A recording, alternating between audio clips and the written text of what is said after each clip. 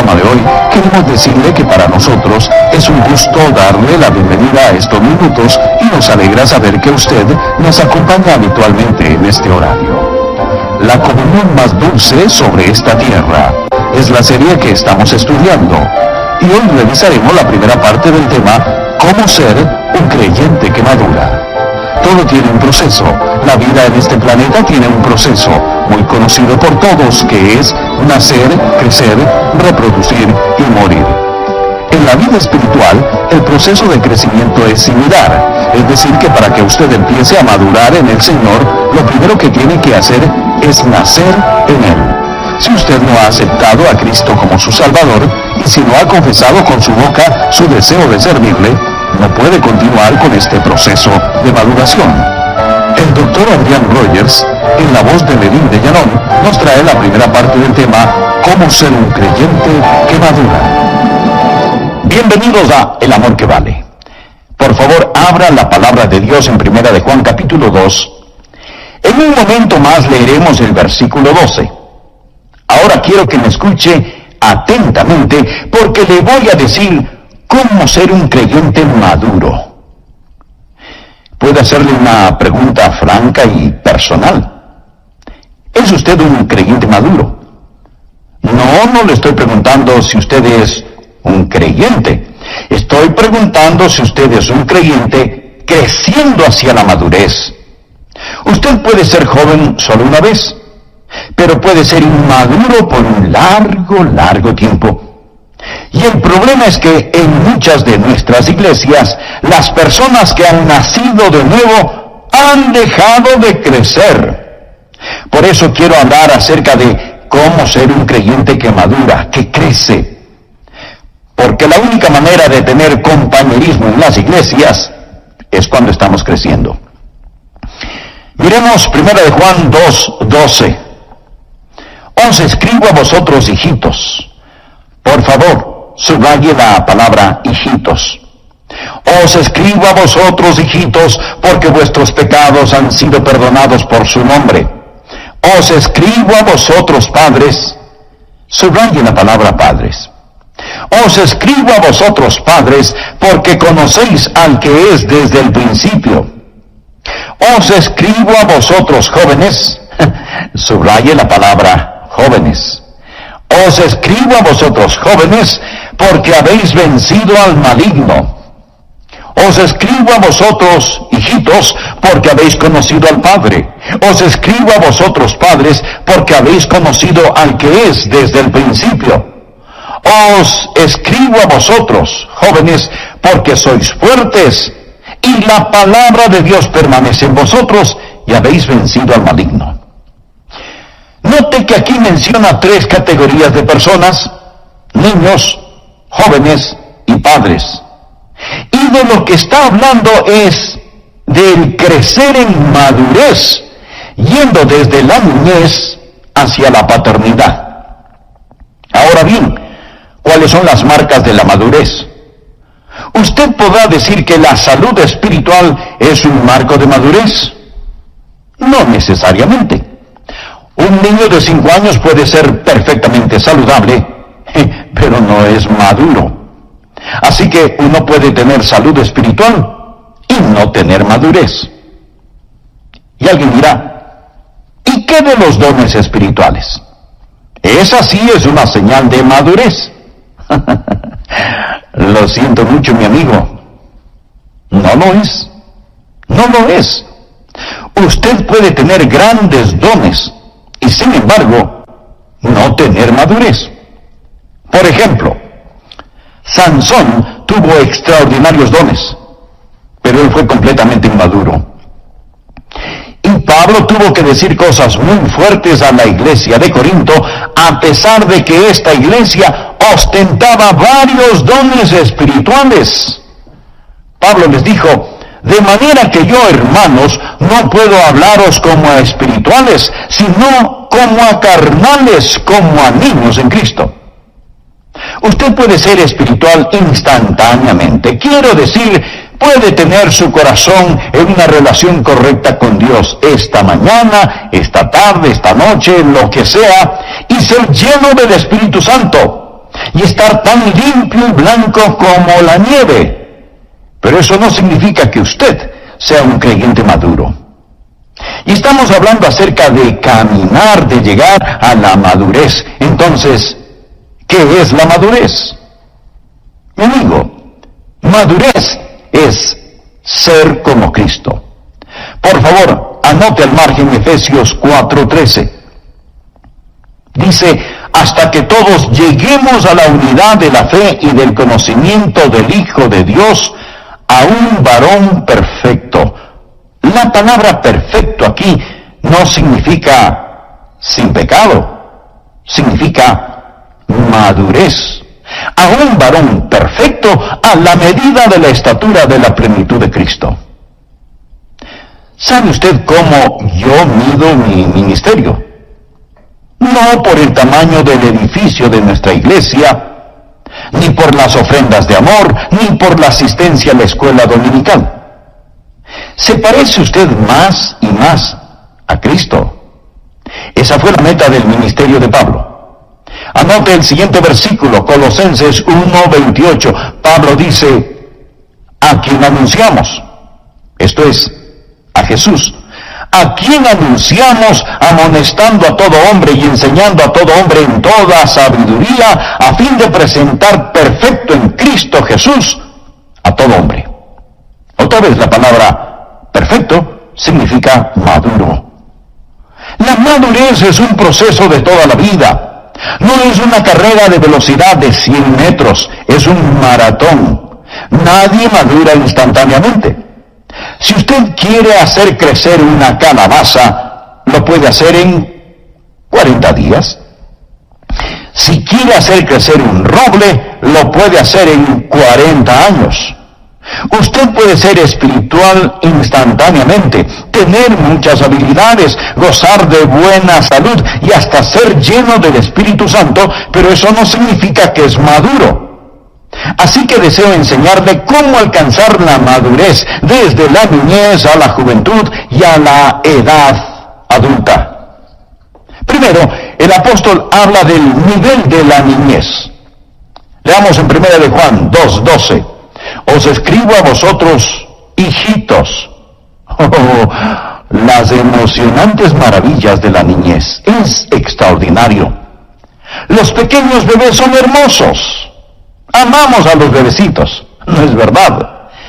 Creo que una de las cosas por las cuales nuestra iglesia Bellevue es conocida es porque amamos a los niños. Ellos son maravillosos. Los goces, las emociones, la excitación que hay cuando Dios trae un bebé a un hogar. Pero permítame decirle algo. He estado haciendo una pequeña encuesta acerca de niños pequeños. De paso, debo decirles que tengo la alegría de ser abuelo. Y siendo abuelo, usted aprende cosas que no las aprende siendo padre. Porque cuando usted es abuelo, puede mirar las cosas de lejitos y estudiar y mirar. Y quiere saber lo que he aprendido por medio de mi estudio científico como abuelo, de acuerdo a mi humilde pero certera opinión. Esos maravillosos pequeñitos son egoístas. La criatura más egoísta sobre la tierra es un bebé. Usted les quita algo de las manos y vaya tremendo lío que arman. Y no solo son egoístas, sino que son groseros y rudos. Eructan sobre su cara y se quedan tan tranquilos. Les diré algo más acerca de esos niños pequeñitos y maravillosos. Son ociosos.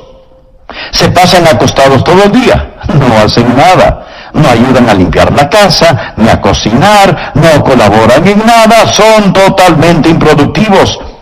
Además, no tienen ninguna consideración. Y le despiertan a usted a la medianoche o a la madrugada cuando usted a lo mejor recién está empezando a dormirse. Mi amigo, hablo con la experiencia de un abuelo que hasta este momento tiene 3 nietos que harían retroceder cobardemente a cualquier huracán o tormenta. Y cuando usted se encuentra con pequeñitos así, Seguramente que no quiere tener uno, ¿verdad? ¿Ha escuchado alguna vez la frase, si así es un creyente, yo no quiero ser como él o como ella? Es que seguramente están mirando a un creyente bebecito. Y debo decir gracias a Dios por los creyentes bebecitos, pero tienen que crecer una vez que han sido salvados. No importa a qué edad biológica usted fue salvo. Entonces fue un bebé en Cristo. Y Juan escribe a algunos de ellos y les llama hijitos. Así que cuando nos encontramos con un bebé en Cristo, no podemos decir, si eso es lo que significa ser creyente, yo no quiero serlo. No. Debemos reconocer que hay bebecitos en Cristo y que ellos tienen que crecer. Solía pensar que una gran iglesia sería aquella en donde todos sus miembros fueran creyentes maduros. Pero esa no es una gran iglesia. Más bien, esa es una iglesia que está fracasando. Eso sería como decir que un hogar es muy bueno porque solo tiene personas adultas y no hay niños ni nietos. Ese no es un buen hogar. Gracias a Dios por la leche derramada, por los pañales sucios, por el alimento infantil en el piso. Gracias a Dios por los creyentes bebecitos, ya que necesitamos hacerles sentir como en casa, necesitamos amarlos. Y en un sentido, nuestra iglesia debe ser como una sala de maternidad. El problema consiste en que muchos se quedan demasiado tiempo en ella. Supóngase que vayamos a una de las salas cunas construidas solo para bebecitos y nos encontramos con un hombre de 40 años que está en una mecedora infantil chupándose el dedo pulgar y le preguntamos, ¿qué hace él allí? Y él nos contesta, hace 40 años solían dejarme aquí y me gustó tanto que decidí quedarme aquí por el resto de mi vida. Amigo, eso es lo que yo llamo desarrollo detenido. Y eso sucede a veces físicamente. A veces niños pequeños no se desarrollan físicamente, lo cual causa tremendo dolor en sus padres. Por eso tenemos en nuestra iglesia un ministerio especial para niños así. Y damos gracias a Dios por este ministerio. Pero amigo, cuando usted no es más que un enorme bebé, alimentándose todavía con lechecita, chupándose el dedo pulgar, sin crecer, sin trabajar, sin ser de utilidad, esperando que le sigan sirviendo, todavía egoísta, rudo, ocioso y desconsiderado, que Dios tenga misericordia de usted. Recuerde, usted debe crecer. Hay una niñez legítima, pero no es legítimo pretender seguir siendo siempre un niño. Pablo les dice a los creyentes en Corinto que a ellos no les falta ningún don, pero que no les puede hablar como a seres espirituales, sino carnales, como a bebés en Cristo, porque ellos estaban utilizando los dones espirituales como juguetes, no como herramientas. Ellos no habían entendido lo que significa el ser espiritual en el Señor Jesucristo. Así que lo primero que deseo que usted vea es la excitante maravilla de la niñez. ¿Qué es lo principal acerca de un nuevo creyente? Leamos nuevamente 1 de Juan 2:12. Os escribo a vosotros, hijitos, porque vuestros pecados os han sido perdonados por su nombre. Amigo, esa es la bendición de ser salvo. Gracias a Dios, mis pecados son perdonados. Estoy en camino hacia el cielo. Haberse salvado y que sus pecados son perdonados, amigo, eso es algo maravilloso. El primer nivel entonces es la excitante maravilla de la niñez. El segundo nivel es la triunfante guerra de la masculinidad. Leamos la segunda parte del versículo 13. Os escribo a vosotros jóvenes porque habéis vencido al maligno. Y la última parte del versículo 14 dice, os he escrito a vosotros, jóvenes, porque sois fuertes, y la palabra de Dios permanece en vosotros. Ya no más botellitas de leche, sino fuertes batallas. Se han transformado en trabajadores y guerreros. Y me pregunto, ¿será usted un trabajador? ¿Será usted un guerrero? ¿Ha dejado de ser servido y ahora está sirviendo? ¿Cuántos de quienes me escuchan todavía exigen ser servidos? Usted no hace nada que sea de bendición para otros. Y hasta a lo mejor piensa que le hace a Dios un gran favor llamándose creyente. Vaya, tremenda necedad. ¿De qué sirve que usted haya sido salvado si no es un trabajador, si no es un guerrero, si no está en el campo de batalla? Y solo se contenta con decir: gloria a Dios que me ha salvado, aleluya, mis pecados han sido perdonados. Y allí se detiene. De allí no pasa. Cuando usted en realidad desea crecer, avanza hacia el siguiente nivel, en donde Juan dice que la palabra de Dios les ha hecho fuertes y han vencido al maligno. Algunos seguramente dirán: pastor, yo no le tengo miedo al diablo. Mi amigo, esa ni siquiera es la pregunta. La verdadera pregunta es: ¿tiene el diablo miedo de usted? Y quiero decir, ¿es usted un verdadero peligro para el reino de Satanás? ¿Ha vencido usted al maligno? La Biblia dice: resistid al diablo y huirá de vosotros. ¿Sabe usted lo que el diablo quiere? Le voy a decir lo que el diablo quiere. Él desea que los campeones mundiales de fútbol se enfrenten con los niñitos de un jardín de infantes. Eso es lo que él desea. Y mi amigo, en una iglesia promedio, eso es lo que sucede. Él decide la jugada, y quienes van a enfrentar a los campeones mundiales son bebecitos, pequeños, débiles, que no saben absolutamente nada del juego.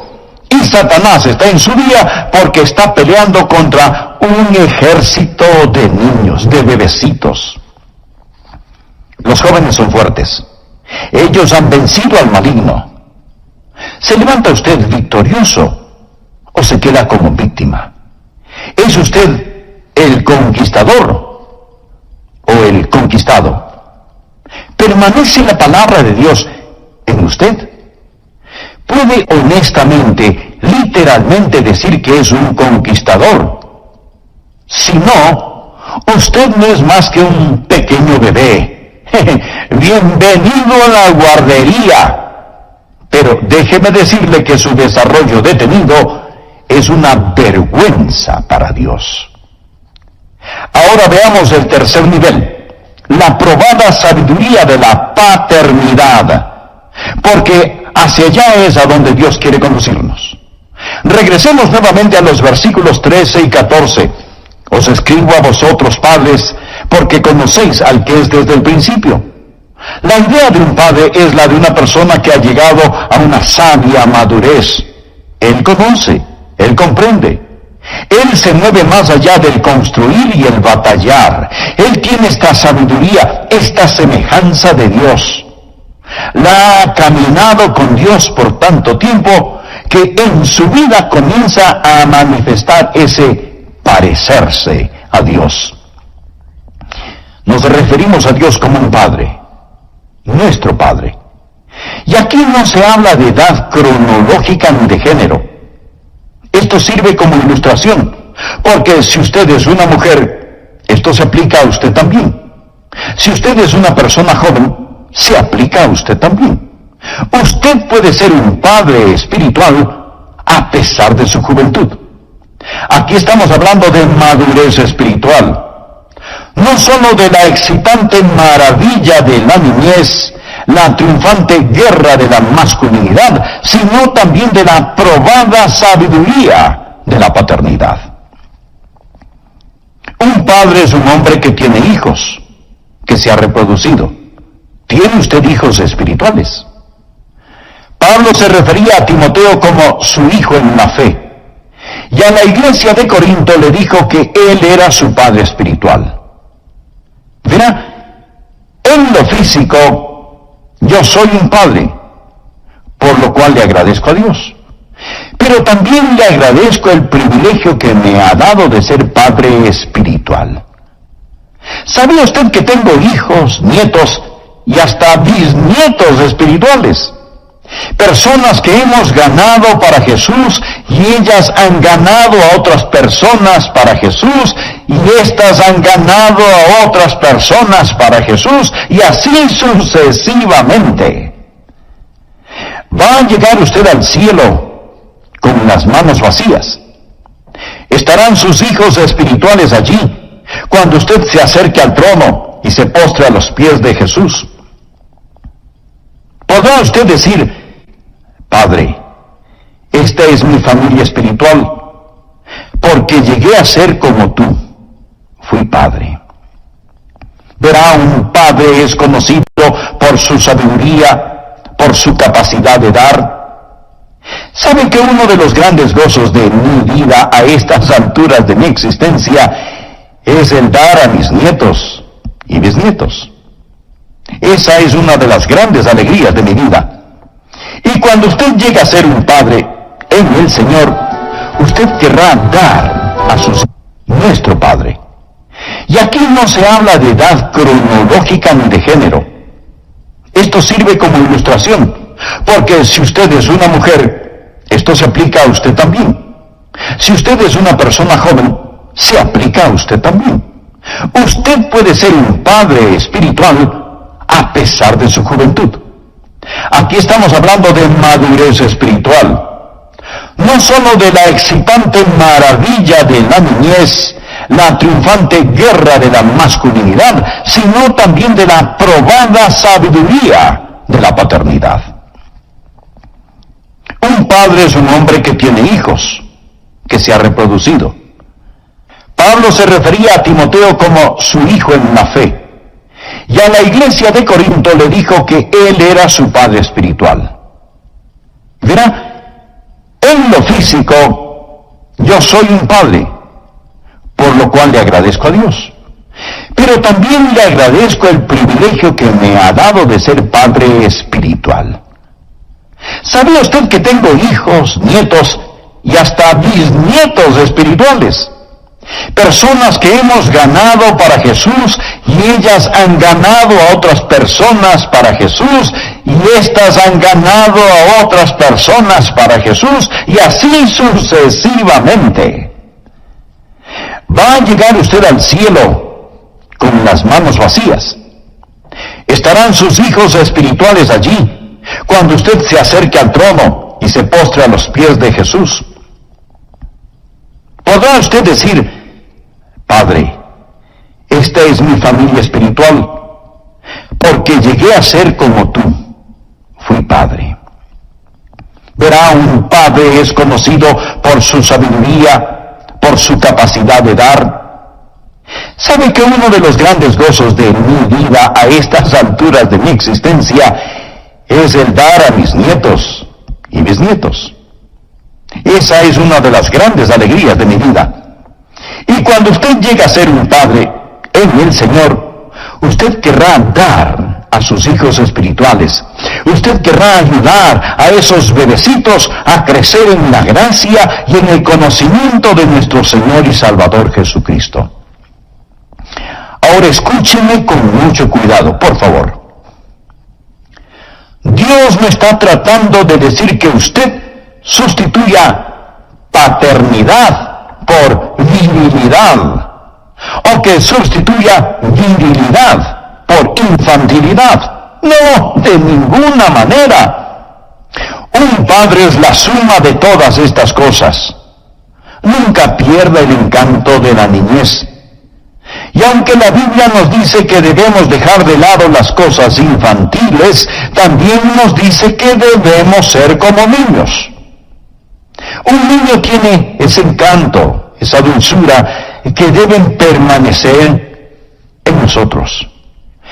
Recuerde cuando sus pecados le fueron perdonados. Nunca lo olvide, nunca lo olvide. Os escribo a vosotros, hijitos, porque vuestros pecados os han sido perdonados. Os escribo a vosotros, jóvenes, porque sois fuertes, y la palabra de Dios permanece en vosotros, y habéis vencido al maligno. Cuando usted llega a ser padre, usted no cesa en la batalla. No se sale de la línea de combate, ni pierde el sentido de maravillarse. Solo va añadiendo todas estas cosas hasta que se vuelve un hombre totalmente desarrollado, y esa es la razón por qué una persona es realmente madura en el Señor. ¿Sabía usted que los pequeñitos gozan mucho con esta clase de personas? ¿Sabía que debería haber un niñito en cada hombre adulto? Una pequeña niña en cada mujer adulta para amar, reír, jugar y disfrutar de buenos y saludables momentos materiales y espirituales. Debe haber un sentido de virilidad para permanecer en la batalla. La palabra de Dios debe morar en usted. Y pone todas estas cosas juntas hasta volverse un hombre de órbita completa, lo que la Biblia llama un padre, y entonces se sentirá como en casa con cualquier multitud, y aún con los más pequeñitos. Los niños amaban a Jesús, venían y se sentaban en su falda, y los hombres adultos sentían lo mismo. El apóstol Juan, siendo ya todo un hombre, amaba estar en la compañía de Jesús. Estamos hablando de que debemos amarnos los unos a los otros. Pero ¿qué más sabe usted acerca de Juan? Pues le diré que si usted hubiera estado con Juan cuando él era un jovencito, usted no hubiera querido estar alrededor de Juan. Déjeme decirle cómo era Juan. ¿Sabe cuál era el apodo o sobrenombre de Juan? Hijo del trueno. ¿Sabe cuál era su disposición natural? Egoísta. Santiago y Juan vinieron a Jesús y le dijeron: concédenos en tu gloria, nos sentemos el uno a tu derecha y el otro a tu izquierda. Eso es lo que pidieron. Cuando estaban cruzando por la región de Samaria y los samaritanos no los recibieron, ¿sabe lo que Juan dijo? Señor, si quieres podemos hacer que caiga fuego del cielo sobre este lugar. En otras palabras, Juan estaba pidiendo permiso para borrar de la faz de la tierra a esos estúpidos samaritanos. Y Jesús tuvo que reprenderle, diciéndole que no sabía qué espíritu le estaba guiando. Así que no crea que Juan era Mr. Maravilla cuando Jesús lo tomó a su cargo. Pero Juan creció en la gracia y en el conocimiento de nuestro Señor y Salvador Jesucristo. Más tarde lo vemos, y es llamado el apóstol amado. Luego él fue a Samaria y dirigió un avivamiento allí, pero no con fuego consumidor, sino con el fuego del Espíritu Santo. Juan era el que trataba de ser primero, pero ahora es el que nos enseña a que nos amemos los unos a los otros. Y de lo que Juan está hablando ahora es de lo que él ha experimentado. Ha crecido en gracia y en conocimiento de Cristo, y eso significa que si hubo esperanza para un tipo como Juan, mi amigo, hay esperanza para usted también. Usted debe aprender a crecer en gracia y conocimiento. Permítame hacerle otra pregunta. No si usted es salvo, sino, ¿es usted un creyente que crece? Escuche, dejar de crecer es un pecado. Si usted no ama al Señor Jesucristo hoy más de lo que le amaba ayer, usted está retrocediendo. Usted necesita estar creciendo en la gracia y en el conocimiento de nuestro Señor y Salvador. Ahora, ¿cómo va a crecer? ¿Cuáles son los medios para tal crecimiento? Una iglesia que crece es una iglesia saludable y feliz. Primero debe haber el milagro de la vida. En el versículo 12, el apóstol Juan usa la palabra hijitos, pero hay dos significados para esta palabra. En primer lugar, se refiere simplemente a un recién nacido, y en segundo lugar, significa niños bajo disciplina. Usted no puede crecer y luego nacer. ¿Alguna vez ha tratado de guiar a una persona hacia Jesucristo y esa persona le ha dicho, bueno, tengo algunas cosas en mi vida que necesito enderezar primero, y cuando lo haga, entonces me haré un creyente? Perdónenme, pero esa declaración no es muy inteligente, que digamos. Es como decir, primero voy a crecer y después voy a nacer. Ridículo, ¿verdad? El nacimiento precede al crecimiento. Así que no trate de crecer antes de nacer. Entregue su corazón a Cristo. ¿Es usted salvo? Quiero decir, conoce al Señor Jesucristo. Tiene esa vida en usted. Primero, el crecimiento requiere el milagro de la vida. Segundo, el crecimiento requiere el paso del tiempo. Usted no puede madurar instantáneamente. No hay atajos, ni caminos más cortos hacia la madurez. ¿Sabía que un ratón llega a la madurez en 3 meses? Y que los perros y los gatos pueden reproducirse en 12 o 18 meses. Y que los gorilas y chimpancés empiezan su vida reproductiva a los 10 años. Sí.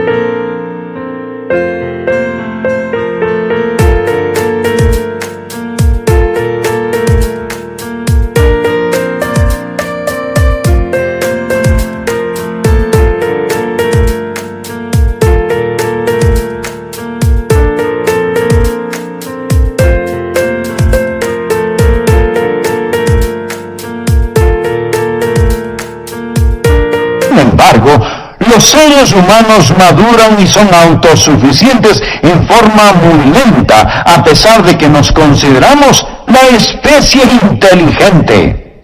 Mi amigo, no hay madurez instantánea, pero sigue escuchando para saber cómo madurar. Tercero, el crecimiento requiere el recibir alimentación. Detengámonos aquí por un momento. En Primera de Pedro capítulo 2, versículo 2 leemos, desead, como niños recién nacidos, la leche espiritual no adulterada. Esto es la palabra de Dios. La leche espiritual no adulterada, para que por ella crezcáis. Usted no alimenta a un nuevo creyente con un profundo estudio en Apocalipsis, Ezequiel o Levítico. Lo hace con el Evangelio de Juan. Le va alimentando con la leche de la palabra para que vaya creciendo paulatinamente. La palabra desear significa ansiar, anhelar, apetecer, y está en la forma imperativa. Se le manda que ansíe la palabra de Dios. ¿Sabe usted cuál es el interés físico de un bebecito recién nacido? A él no le importan los dibujitos en las cortinas, ni los lindos adornos de colores sobre su cama. A él le interesa su mamadera, su botellita con leche. Ese es su máximo interés. Si usted es un creyente, y yo le pregunto, ¿cómo le va en su vida cristiana? Y usted me contesta, bueno, Pastor Rogers, no me va del todo bien. No estoy ganando las batallas, mis oraciones no son contestadas, nada parece tener sentido. Francamente estoy muy desanimado. No tenemos visitas en casa, o si no está lloviendo. Yo vengo y escucho sus mensajes cada vez que puedo. Mi amigo, eso sería como darle a un recién nacido 4 galones de leche para el fin de semana. No es así el asunto. Usted tiene que alimentarse diariamente con la palabra de Dios. Es de allí de donde proviene la fortaleza para el crecimiento. Ahora se puede crecer rápidamente. Ethel Barrett escribió acerca de Dwight L. Moody. Muchos de ustedes seguramente no saben quién fue Dwight L. Moody. Él fue el Billy Graham de su época. Y esto es lo que Ethel Barrett dijo refiriéndose a Moody, quien, de paso, no tuvo ninguna educación teológica. Ethel Barrett dijo: cuando Dwight L. Moody se volvió creyente, desarrolló tal hambre por la palabra de Dios que pasaba mucho tiempo leyéndola y era muy rápido obedeciéndola. Su rápido crecimiento espiritual llenaba de vergüenza a ciertas personas quienes, a pesar de haber sido creyentes por años, nunca habían crecido en Cristo. Semana tras semana, en la iglesia a la que Moody asistía, él compartía de sus experiencias con el Señor. Finalmente, algunos de esos santos viejos que no podían aguantar el ser humillados por la vida ejemplar de Moody, fueron donde el tío de para urgirle que controlara a su sobrino. Ethel Barrett hace la siguiente observación: su robusta salud espiritual e ilimitada energía distraía sus siestas espirituales. Él era demasiado. Así que mientras ellos se chupaban los pulgares, él crecía tanto que pronto los dejó completamente atrás. Él creció más en unos pocos años que ellos en 30, porque él se metió en la palabra de Dios. Amigo, usted tiene que tener la palabra de Dios en su mente, en su corazón y en su vida, si es que en realidad desea crecer. ¿Qué es lo que se requiere para crecer? Escuche. Primero, tiene que nacer. Segundo, toma tiempo. Tercero, tiene que alimentarse constantemente con la palabra de Dios. Ahora, déjeme decirle algo más acerca de los bebecitos.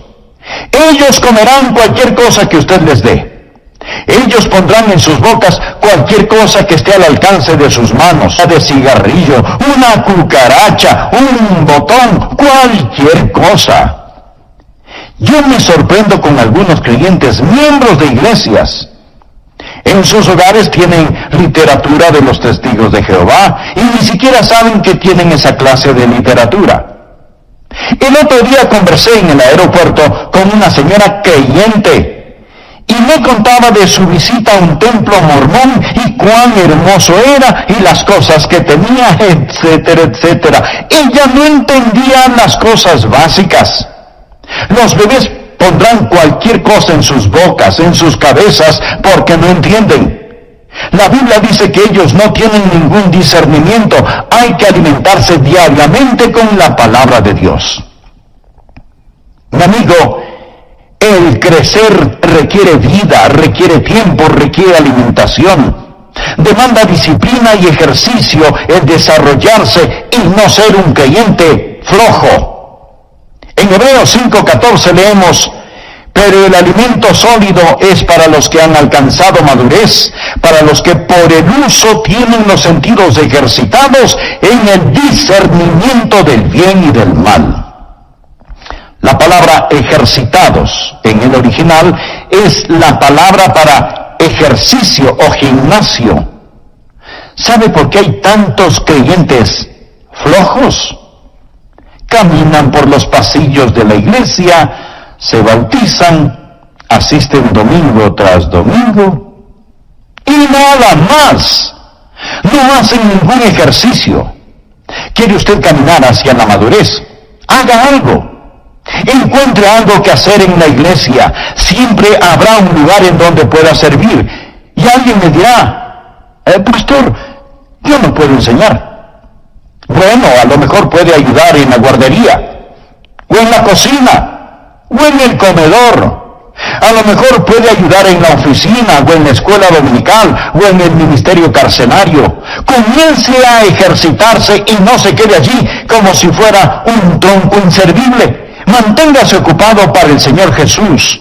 Es una vergüenza y una desgracia que tanta gente sea creyente por tanto tiempo y todavía siguen sentados en la guardería chupándose el pulgar. ¿Es usted un creyente que crece? Si usted es un niño, gracias a Dios que ha nacido en la familia de Dios, pero yo deseo que se convierta en un joven. Hay una batalla, hay trabajo que debe ser hecho. Y usted como joven es un trabajador y un guerrero. Gracias a Dios. Pero yo deseo que usted se convierta en un padre espiritual. Yo deseo que usted les recuerde a otros de Dios. Deseo que usted sea una persona que da, que sea una persona que se reproduzca, que sea una persona que tiene el conocimiento de Dios y que cuando alguien tiene un problema pueda venir donde usted y que usted pase tanto tiempo en la presencia de Dios que usted empiece a actuar y a parecerse al Señor Jesús. ¿Sabía que cuando una persona pasa mucho tiempo con la otra persona, empieza a parecerse y actuar como esa persona? Frente a esta realidad, mi esposa sí que está preocupada.